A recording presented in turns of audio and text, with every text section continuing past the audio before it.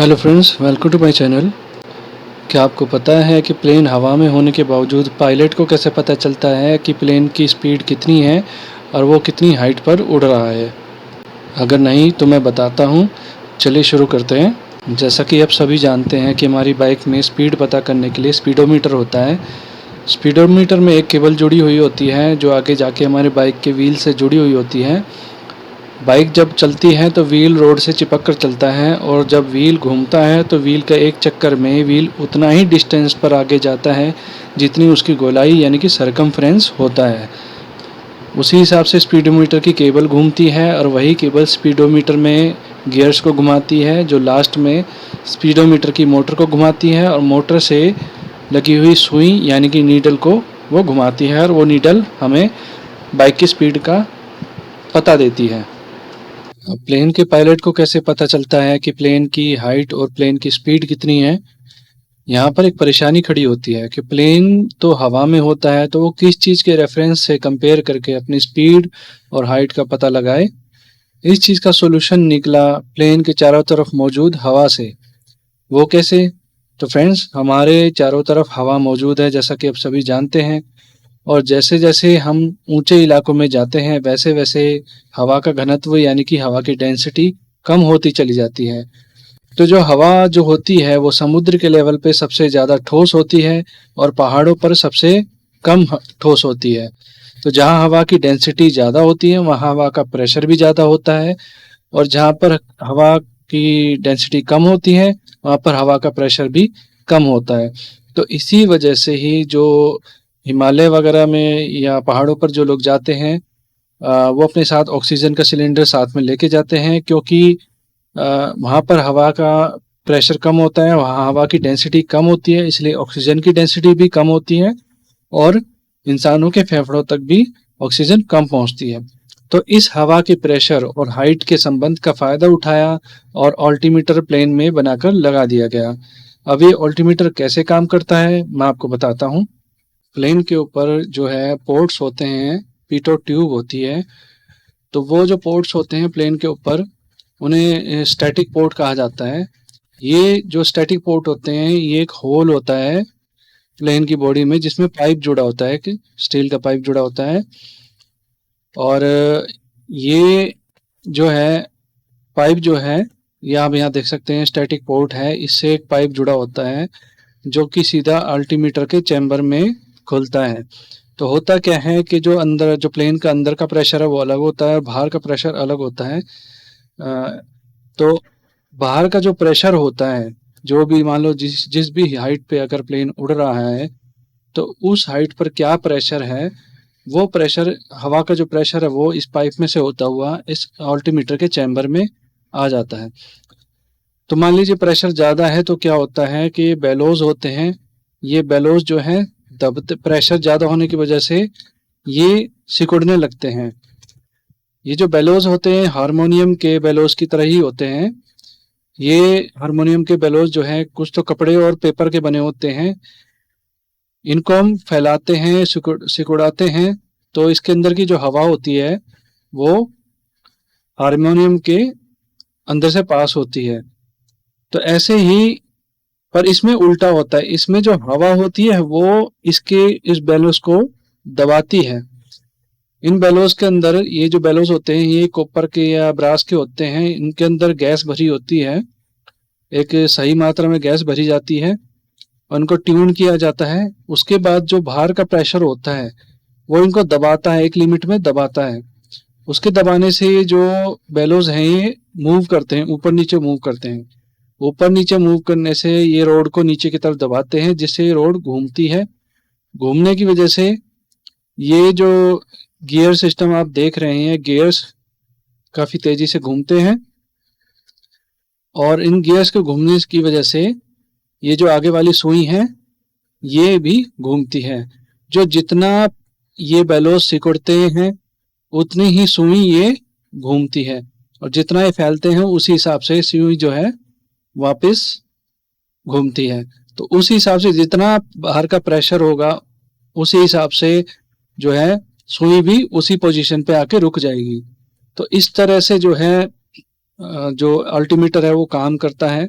Friends, हमारे जो refrigerator होता है, आपने कभी रेफ्रिजरेटर का थर्मोस्टेट खोल के देखा होगा, तो उसमें भी सेम ऐसा ही अरेंजमेंट होता है।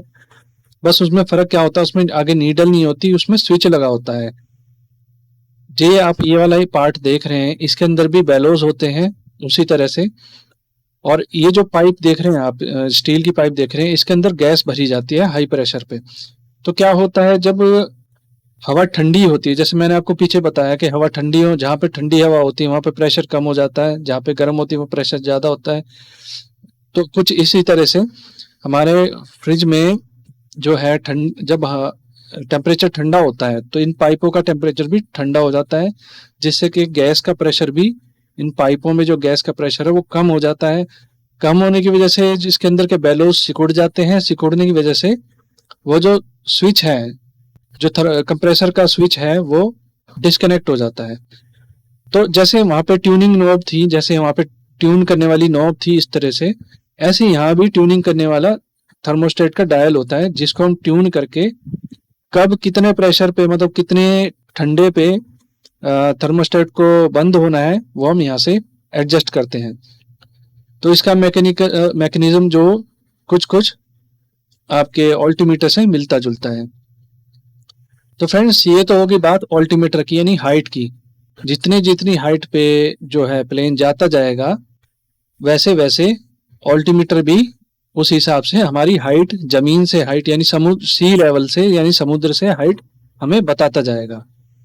तो फ्रेंड्स, ये जो पोर्ट्स होते हैं कहाँ होते हैं? ये पोर्ट्स आपके दो दो अल्टीमीटर लगे होते हैं। मान लीजिए एक अल्टीमीटर खराब भी हो जाए तो दूसरे अल्टीमीटर से पायलट को पता चल सके उसकी एग्जैक्ट हाइट। तो फ्रेंड्स, इसका जो डायग्राम कुछ इस तरह से होता है। स्टैटिक पोर्ट से आने वाली हवा जो है अल्टीमीटर के प्रेशर को चेंज करती है, जिससे हाइट का पता चलता है। स्टैटिक पोर्ट से हाइट का पता चल जाता है। बात ये आती है प्लेन को जो है स्पीड का कैसे पता चलता है, स्पीड हमारी कितनी है वो कैसे पता चलता है? प्लेन के फ्रंट साइड में यानी आगे की तरफ फ्रंट साइड में ये कुछ ट्यूब्स लगी होती हैं, जिन्हें हम पिटोट ट्यूब कहते हैं। ये आप देख सकते हैं, पाइप से निकले हुए हैं और इनकी जो दिशा है, पाइप के जो मुंह है वो आगे की तरफ है। अब ऐसा क्यों? ये आप देख सकते हैं, पिटोट ट्यूब कुछ इस तरह की होती है। ये एक पाइप होता है जिसका मुंह आगे की तरफ होता है। ये आपकी पिटोट ट्यूब है। इसके अंदर क्या क्या होता है? इसके अंदर आपकी बैफल प्लेट होती है, यानी जाली वाली एक प्लेट लगी होती है, जिससे इसके अंदर कोई कचरा वगैरह बड़ा ना फंस जाए।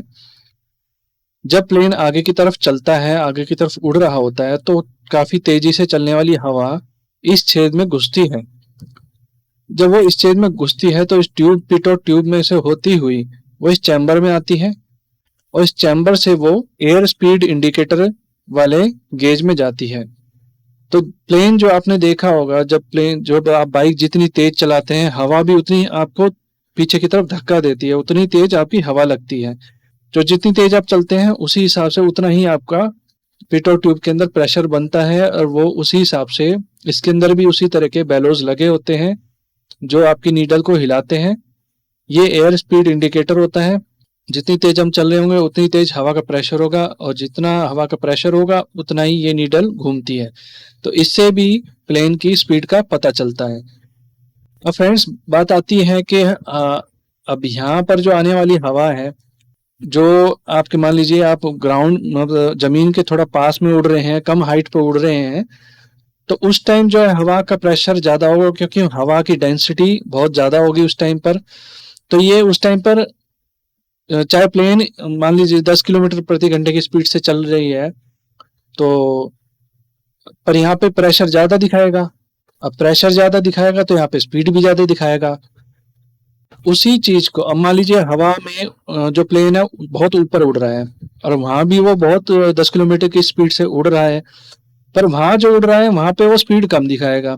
क्यों दिखाएगा? क्योंकि वहां पे हवा हल्की है, और हवा हल्की होने की वजह से वो टकराने की वजह से इतना प्रेशर नहीं बना पाती कि जो इसकी नीडल को सही जगह पे वो घुमा सके।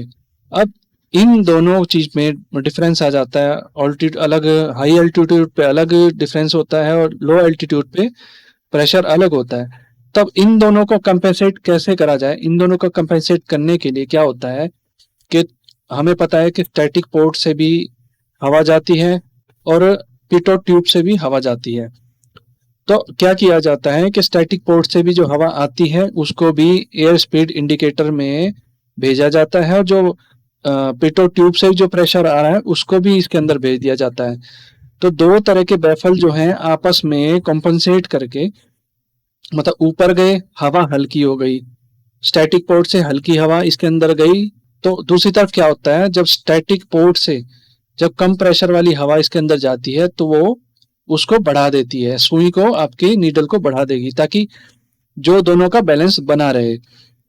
अगर नीचे जा रही है हवा, भारी है, हवा की डेंसिटी ज़्यादा है, हवा में वजन ज़्यादा है, हवा की डेंसिटी ज़्यादा है, प्रेशर ज़्यादा है, तो क्या होगा, इसमें ज़्यादा प्रेशर बनेगा, ये ज़्यादा नीडल घूमेगी। अब यहाँ से क्या, स्टैटिक पोर्ट में भी हवा आती है, तो ज़्यादा प्रेशर होने की वजह से वो इसको कैंसिल कर देगी। तो ये दोनों आपस में एक दूसरे को कैंसिल करते हैं, जिसकी वजह से जो नीडल, चाहे हवाई जहाज ऊपर उड़ रहा हो या नीचे हो, अगर उसकी स्पीड बराबर है तो इसकी नीडल की स्पीड भी उतनी ही एग्जैक्ट दिखाएगी। तो इस तरह से एयर स्पीड इंडिकेटर हमारी एक्यूरेट रहती है। अब फ्रेंड्स, तीसरी चीज ये आती है कि इसमें जो है हीटर भी लगे होते हैं, 100 वाट के या 35 वाट के हीटर लगे होते हैं। अब इसमें हीटर क्यों लगे होते हैं, क्या होता है, जब हाई एल्टीट्यूड पे हम उड़ रहे होते हैं और काफ़ी तेज़ी से प्लेन चल रहा होता है तो ऊपर हवा टेम्परेचर भी बहुत कम होता है और वहाँ पे हवा भी बहुत ठंडी होती है, और वहाँ पे पानी या मॉइस्चर होने की वजह से इसके ऊपर जो है बर्फ जम जाती है, इसके अंदर बर्फ जम जाती है। अब अगर इसमें बर्फ जम गई तो होगा क्या कि स्टैटिक पोर्ट में तो हवा जमती नहीं है, क्योंकि ये फ्रंट में नहीं होता है, साइड में होता है। तो पर ये फ्रंट में होता है, इस पर पानी पड़ने की वजह से और ये ठंडी हवा के संपर्क में तेजी से आने की वजह से इसमें बर्फ जम जाती है। जब बर्फ जम जाएगी तो क्या होगा, ये जो स्पीड है वो सही से दिखाएगा नहीं। तो जो पायलट है वो इस स्विच को ऑन ऑफ करके इन हीटर्स को चालू कर देता है, जिससे कि बर्फ है जो पिघल जाती है और इसके अंदर फिर आसानी से हवा पास हो पाती है। तो इस तरह से प्लेन के पायलट को ये पता चलता है कि उसकी हाइट क्या है और प्लेन जो है कितनी स्पीड से उड़ रहा है।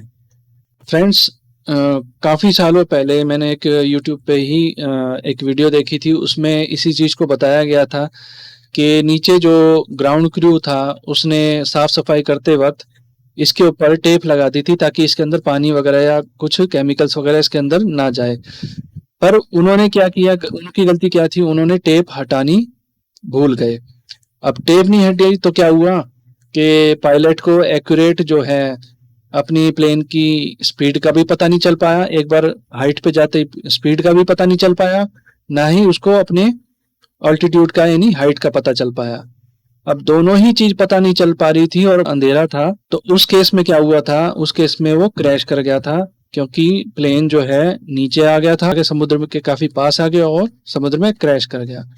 तो एयर पेरू फ्लाइट 603 थी, जो कि करेक्ट एयर स्पीड और ऑल्टीट्यूड कॉकपिट डिस्प्ले में ना दिखने की वजह से जो है क्रैश कर गया था। ये उसी क्रैश की फोटो है जहाँ पे डक्ट टेप लगाई हुई है दोनों पोर्ट्स पर। प्लेन के अंदर एक तरह का अल्टीमीटर और लगा होता है, इसकी रेंज बहुत कम होती है। ये रेडियो सिग्नल की मदद से प्लेन की हाइट का पता लगाता है। इसमें ट्रांसमीटर लगा होता है जो नीचे सिग्नल भेजता है, वो सिग्नल जमीन से टकराकर वापस प्लेन के रिसीवर तक पहुंचता है। वो सिग्नल के वापस आने तक पहुंचने में लगा टाइम को कैलकुलेट करके सिस्टम जो होता है वो प्लेन की हाइट कैलकुलेट करता है और डिस्प्ले पे शो करता है। तो फ्रेंड्स, इस तरह से प्लेन का सारा सिस्टम मिलकर प्लेन की हाइट और स्पीड की जानकारी पायलट को देता है। तो फ्रेंड्स, मुझे उम्मीद है ये वीडियो आपको पसंद आई होगी और इस वीडियो की मदद से आपकी टेक्निकल नॉलेज जो है वो बढ़ेगी। तो फ्रेंड्स, आज के लिए इतना ही। धन्यवाद।